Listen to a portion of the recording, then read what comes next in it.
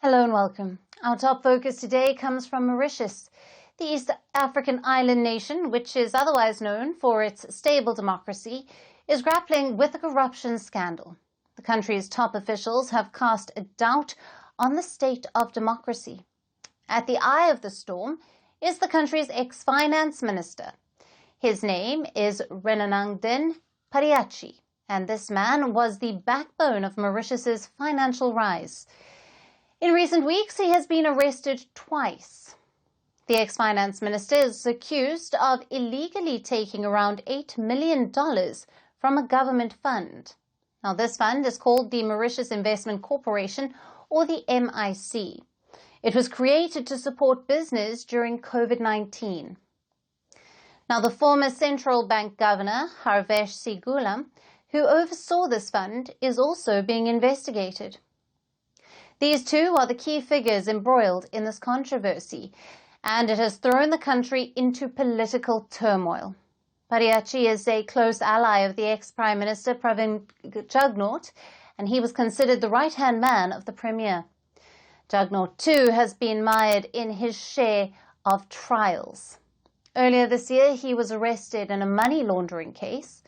Police found cash, luxury items, and documents which carried his name at the homes of two suspects. Jugnauth lost the general elections in November and ceded power to veteran leader Navin Ramgoolam, and currently is out on bail. We are heading for a defeat, and it is even clearer that the Le Pep alliance is going towards a big defeat overall. I did what I could for the country and the people. The people chose another team to run the country. Of course, you have to accept this choice. You have to respect that choice. I wish my country and the population good luck. Now that Jugnauth is out, the new government under Navin Ramgoolam is pursuing legal action against his aides.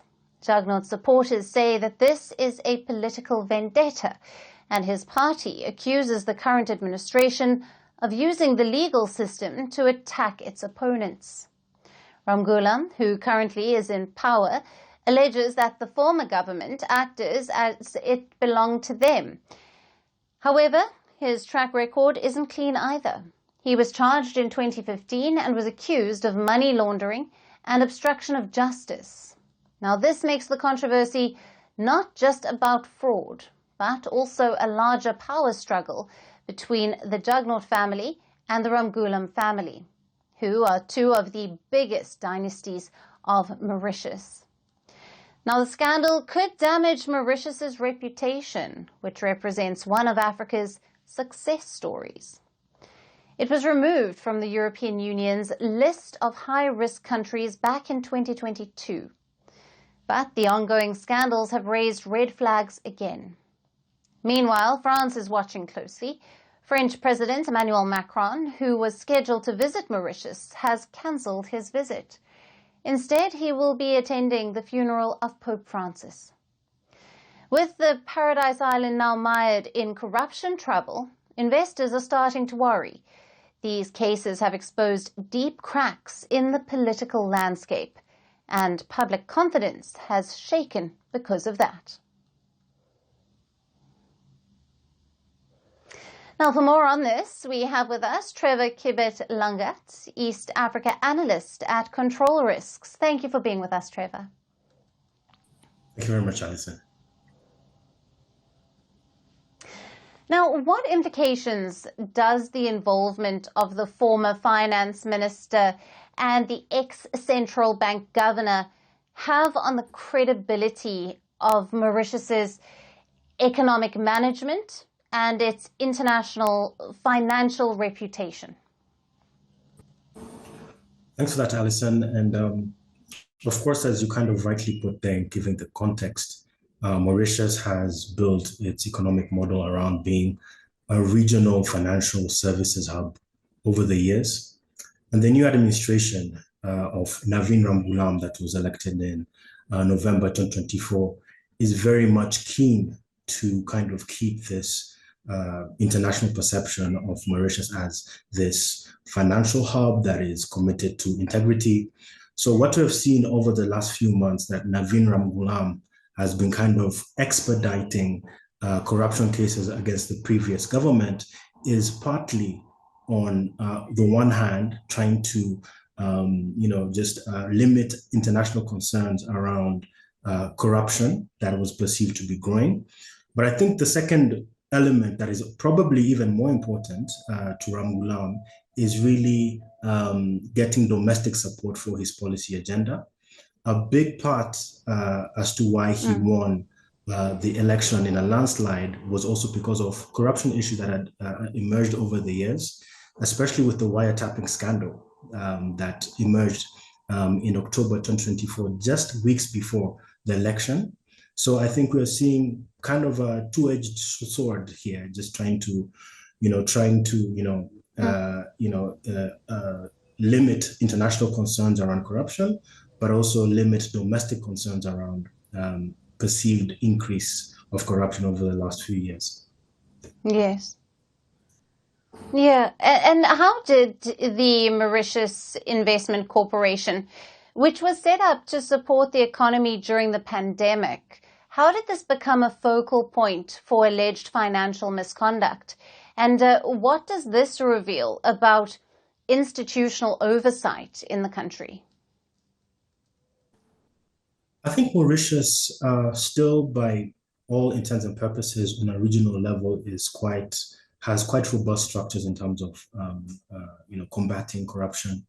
And I think these high-profile cases of combating corruption and kind of high-profile cases that are being expedited by the current government is something that is important to note. But with regard to the Mauritius Investment Corporation and this specific case that implicated the ex-finance minister Padayachi and the ex-central bank governor, I think this kind of happened during the height of the COVID pandemic, and the Mauritius Investment Corporation was set up to support organizations and companies that were affected by the economic effects of the COVID-19 pandemic. And Mauritius is no different from just a global phenomenon that we saw around increasing corruption cases, because there was, the disbursement of finances without any checks and balances and transparency measures that would be there in other times, just because, governments across the world are trying to help entrepreneurs, trying to help, the healthcare sector, kind of stabilize during the pandemic. Yeah. So it's not so much an aberration. It's not so much an issue with the structures within Mauritius, but I think this was more of an aberration. But Mauritius and the current government really wants to make sure that it's perceived internationally as continuing that trajectory of maintaining integrity within the financial services sector and across the board within the government. Right. Right. At the moment, with the public trust severely shaken and with political pressure mounting, what legal or political mechanisms are in place in Mauritius to ensure accountability and to prevent future misuse of state-linked financial entities? Yes, I think we've seen two big, more political measures, not so much regulatory, but more political measures.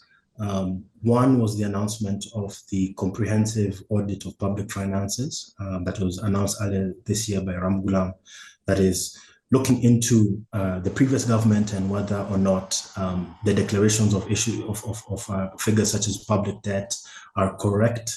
Another thing that they're also looking at is trying to empower the Financial Crimes Commission, which is essentially at the forefront of spearheading these investigation cases around the previous administration. So those are the two main areas that I think are really being pushed from a regulatory and political point of view to maintain integrity. So I think that's something important to note. And I think going forward, this will have positive implications in terms of building more anti-corruption mechanisms within the country. But something that we cannot maybe rule out is maybe the political angle or the political motivations of this. Because as you said, Navin Ramgoolam himself was implicated in 2015. And this is perhaps maybe there is an element of political vendetta, But I think generally, across the board, I think this government is very much committed to try and gain public trust around government institutions and trying to get that locally, but also internationally, trying to continue to situate itself and locate itself as a regional financial hub of choice in the region. Right. Thank you very much for being with us on Firstpost Africa. Thank you very much, Alyson. Greeting you with aloha and namaste. No, I love India. Presence, occupation of a territory by another country pertains to India, what we saw in Kashmir.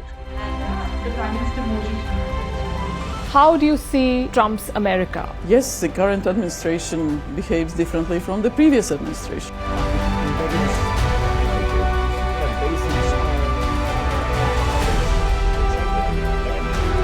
Are you saying that there are foreign powers who are trying to bring down the current government in Syria? Exactly. Iran, maybe Russia too.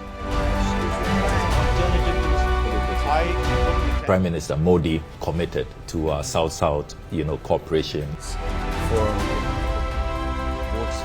Not over 50%. Is Ukraine prepared to pay the price for that peace? No compromises at the cost of territorial integrity and sovereignty.